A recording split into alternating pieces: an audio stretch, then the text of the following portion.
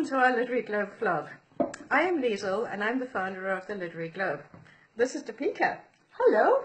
And Dipika, I met Dipika at the English bookshop where you were giving the creative writing course. Yes, and that was just such a fabulous beginning to my career, so thank you. I appreciate that, Yeah.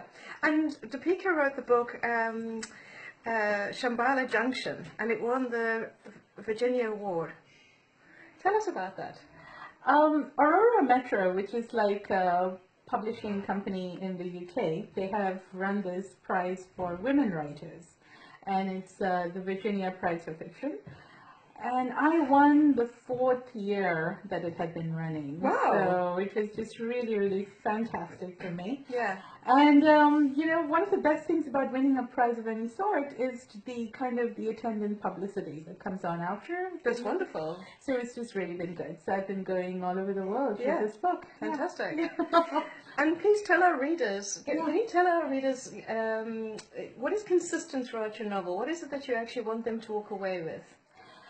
What is consistent about my novel? I think I don't believe in just writing pretty words. No. So I think that literature for me needs to have some sort of a deeper message of some sort.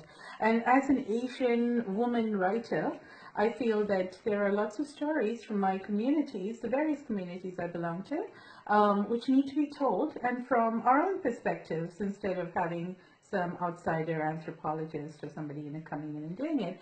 So I feel very strongly about telling our own stories, and I think that's the kind of things that I want to do.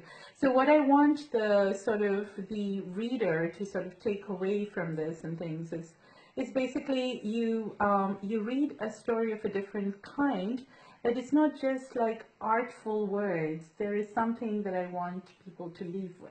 Yeah. Okay, and tell us about the bookstores, because you've been traveling through, you've gone through Chicago. Tell us about your favorite bookstore and about the promotion of your book through the bookstore. Right. Well, I live in Chicago now, but I've been everywhere, Dipika. I have indeed. So I've been a rather nomadic writer, and I was, of course, living in Amsterdam for many years. My favorite bookstore has got to be the English bookstore, Liesl. But in terms of Chicago, they have this great indie bookstore. So the one that's closest to my house is Sandemeyer's, which is like a small little, brick and mortar kind of lovely place.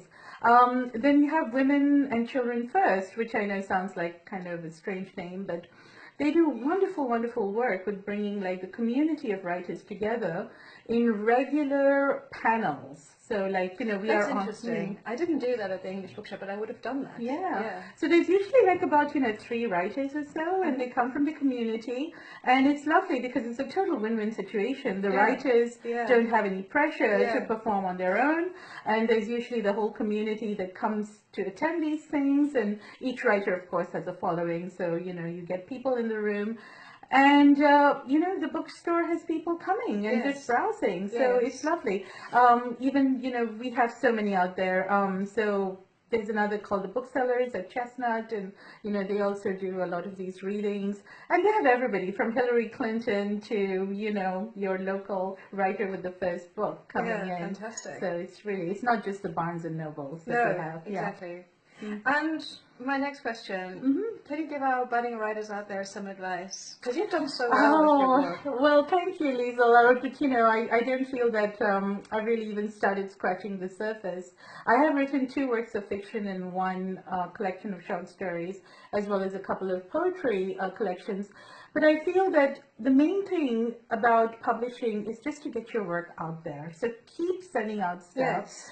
And, lately in the literary world, there's been a lot of talk about not aiming necessarily for acceptances, but also aiming for rejections. So that you can learn. Yes, and you will send it out knowing that you're meeting a rejection quota, if you will, So let's say I say, okay, in 2018, I'm going to aim for 60 rejections. All right. Did you hear that? 60 rejections. This is what you need to be thinking about, right? Absolutely. I mean, because you can't say that, 2 rejections or 3 rejections, because that's going to come with every story you send out. Yeah. So you got to like kind of, think bigger, 60, 80, whatever is your I happy. had 80. Yeah, 80 yeah. is also Yeah. fine. So I usually send out to about, 8 places at the same time, because most places do take simultaneous submissions now. And then I just wait and I submit to places like The Atlantic and New Yorker, as well as to things that are, online. I don't submit to non-paying publications anymore. I kind of started doing that since I think 4 or 5 years ago, because I just feel that writers, even if they get paid like $25 or They like need something that validates what you're doing, I agree with that. And I think giving away your writing for free for too long kind of makes you also, makes you feel that you're wasting your time. So I go in for things that pay, and I also submit to a lot of these competitions. Yeah. And even if you don't win, but you just get on the honorable mention or the long list, you're doing something right. So the main thing is try to get into some sort of a routine of writing, and then just keep sending things out. Thank you. That was a really great interview. Thank you, Dipika. Thank you, And Liesl. good luck with your next novel. When is that coming out?